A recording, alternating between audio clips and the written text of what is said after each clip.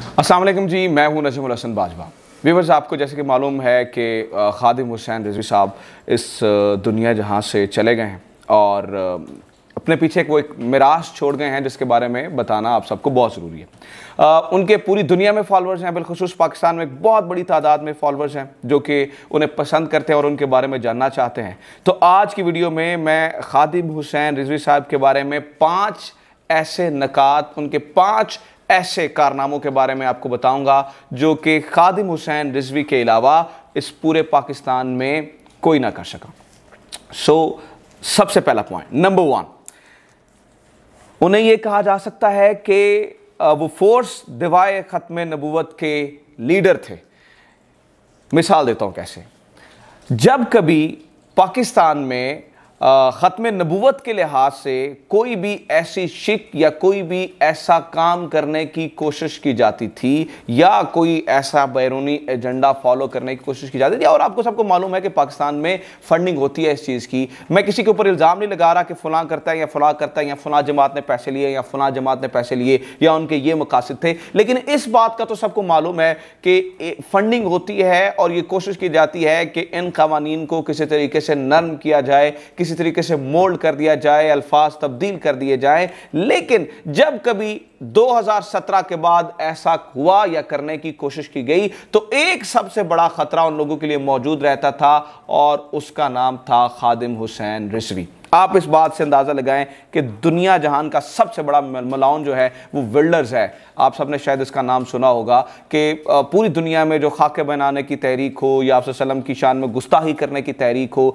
या पूरी दुनिया में आप सल्लम को लेकर कुछ भी बुरा भला कहने की जो है वो या तौहीन करने की तहरीक हो, खुदा ना खास्ता, उसके पीछे, उस पूरी तहरीक के पीछे सबसे बड़ा मलाउन ये विल्डर्स है। और इस विल्डर्स ने खादिम हुसैन रिजवी के इंतकाल के बाद सबसे पहला जो ट्वीट किया है वो मुबारकबाद का ट्वीट किया है। यानी कि इतनी बड़ी तकलीफ थी खादिम हुसैन रिजवी की पाकिस्तान में। यानी कि अब मैं आपको जो अपना पहला पॉइंट दोबारा से समझाने जा रहा हूं कि अगर पाकिस्तान में कुछ बैरून मुमालिक से फंडिंग करने वाले लोग बैठे थे जो ये चाहते थे कि यहाँ पर जो ख़त्म नबूवत के हवाले से मामलात हैं या उनको थोड़ा सा मोल्ड किया जाए, तो उनके लिए सबसे बड़ा ख़तरा 2017 के बाद पाकिस्तान में कोई था तो वो खादिम हुसैन रिजवी थे। अच्छा, और एक बात आपने व्यूअर्स ये ज़हन में रखनी है कि शायद उनकी पॉलिसीज़ को लेके सबसे बड़ा नाक़िद मैं रहा हूँ और मैंने बड़ी ज़्यादा जो है वो मुख्तलिफ फोरम्स पे ये तनकीद किया है, लेकिन जो बात सच हो वो करनी भी चाहिए।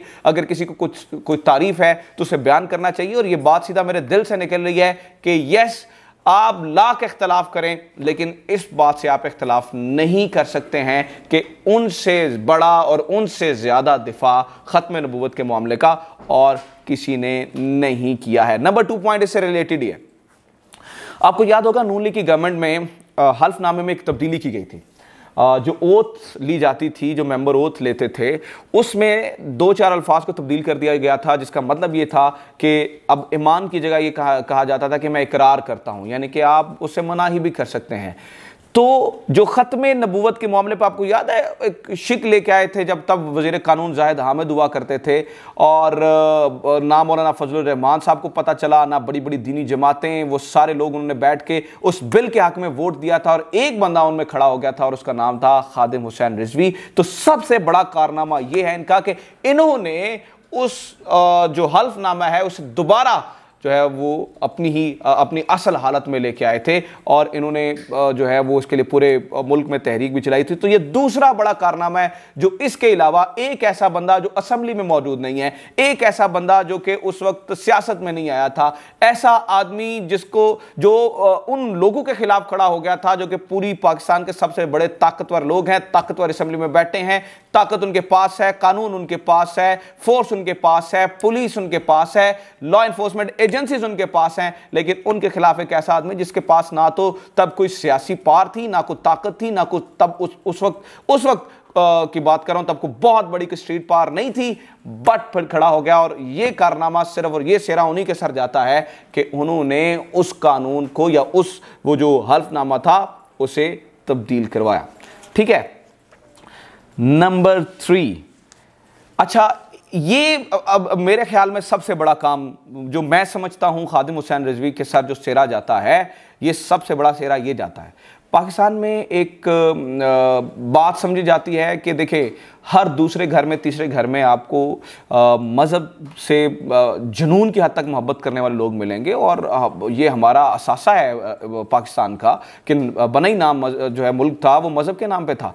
But there is a problem. वो प्रॉब्लम ये है कि यहाँ पर दीनी जमातों को वोट नहीं दिए जाते हैं। आप उठा के देख लें इलेक्शंस में, इनके जो दीनी जमातों से लोग खड़े होते हैं, उनके किरदार की गवाही देते हैं, उनके पीछे नमाज पढ़ते हैं, उनके ऊपर मर मिटते हैं, उनके लिए जान दे सकते हैं, वोट नहीं दे सकते। पाकिस्तान में दीनी जमातों के लिए जान दी जा सकती है, वोट नहीं दिया जा सकता।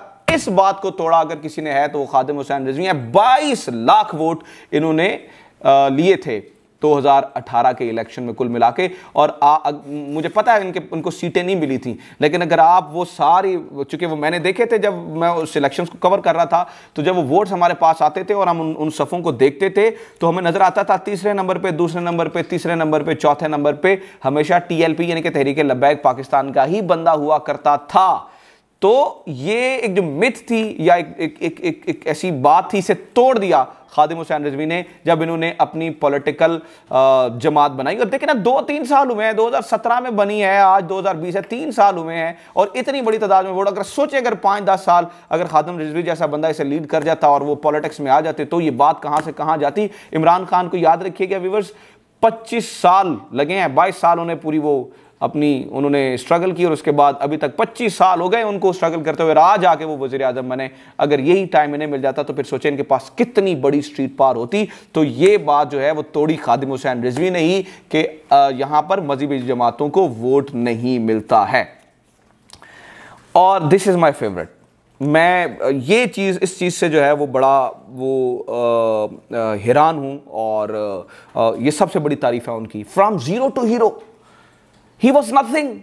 2017 से पहले कौन जानता था खादिम हुसैन रिजवी को? शायद वो कुछ स्टूडेंट्स जानते हो जो उनसे पढ़े हों, या वो कुछ तालिब इल्म जानते हो जो उन्हें जानते हों, या कुछ करीबी हलकों के लोग, या वो लोग जो कि दीनी लिहाज से उन्हें पसंद करते हों। इसके अलावा कौन जानता था? अगर ताहिरुल कादरी साहब, बहुत बड़ी ताकत है ना उनके पास, बहुत बड़ी स्ट्रीट पार है, और उन जैसी जो है वो स्ट्रीट पार किसी के पास नहीं थी, तो बिलीव कीजिएगा, आप देखें साल हर साल से, अब मैं पुरानी वीडियोस यूट्यूब पे खोल के देख लें, ताहिरुल कादरी साहब की आपको वो काली दाढ़ी भी मिल जाएगी, वो तमाम लोगों के साथ बैठ के भी मिल जाएंगी। लेकिन 2017 से पहले मतलब आम बंदा उस तरह से नहीं जानता था खादिम रिजवी को।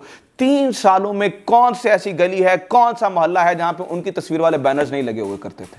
कौन सी ऐसी जगह है जहां पे, कौन सा ऐसा बंदा है पाकिस्तान में जिसको खादिम हुसैन रिजवी का नाम नहीं आता था? कुजा इससे कि मैं दोबारा वही बात करूंगा कि उनकी पॉलिसीज क्या थी उनके ऊपर, मतलब वो शहर बंद करने के ऊपर, मुल्क बंद करने के ऊपर। मैं सबसे ज्यादा तहफुजात मैं ये कह रहा हूं मुझे थे, और मैं नाकिद रहा हूं इस बात का। लेकिन आप तारीफ ये देखें कि एक अटक में 1966 में वो BBC रिपोर्ट करता है कि ये पैदा हुए अटक से, from none to hero of this country. Like हर चौथा पांचवा बंदा आपको जो है वो उनका फॉलोअर मिल जाएगा। और अगर आपने इस बात का अंदाज़ा लगाना है ना, तो उनके खिलाफ को बात करके देखें, तो फिर आपको लग जाएगी समझ के उन्हें कितने लोग जो हैं वो पसंद करते हैं। तो ये बात तो जो है वो दुरुस्त थी। और फिर आप 2-4 चीज़ें उनकी और देख लें। इकबालियात पे उन जैसा बात करता मैंने किसी को नहीं देखा है। उनकी तकरीर में एक जो है वो दम होता था। मतलब मैं एक दोस्त को जानता हूँ, हमारे मीडिया की दोस्त है, वो बड़ा नाकिद था उनका, तो वो हमेशा उनके ऊपर जो है वो तनकीद किया करता था। तो आई डू रिमेंबर कि जब ये इन्होंने लाहौर में जलसे जुलूस कर रहे थे, दाता दरबार के साथ, आपको याद है, बाहर वो हुआ करता था, उनके धरने हुआ करते थे, तो ही टोल्ड मी कि यार मैं तनकीद करने के लिए वहां पे खड़ा हूं, और मुझे जब मैं उस पंडाल में खड़ा था जहां वो तकरीर कर रहे थे, तो ऐसा लग रहा था जैसे कि वजद तारी हो गया हर बंदे के ऊपर, और वो कुछ और ही दुनिया बन गया। तो तकरीर जैसा फन जो है वो उनके पास नहीं था। एंड लास्ट पॉइंट कि आप कुछ भी कहें, पाकिस्तान में एक बंदा जीरो से उठ के आता है और उसके साथ फिर आपकी ताकतवर तरीन हल्के बैठ के अग्रीमेंट करते हैं। अभी रिसेंटली भी एक अग्रीमेंट हुआ है, तो उसका मतलब है कि उसमें कुछ तो था। तो ये 5 पॉइंट्स ऐसे हैं जो कि पाकिस्तान में उनके अलावा कोई नहीं कर सका। सबसे बड़ी स्ट्रीट पावर उनकी थी। मैं दोबारा लास्ट में कहूँगा, मुझे ज़ाती तौर पे उनकी कुछ पॉलिसी से इख्तलाफात थे, मैं उनके ऊपर जो है वो उनकी उन पॉलिसीज़ पे तनकीद करता रहा हूँ, बट इस बात से कोई इनकार नहीं कर सकता कि वो एक सच्चा आशिक रसूल था, एक पक्का आशिक रसूल था। Thank you very much.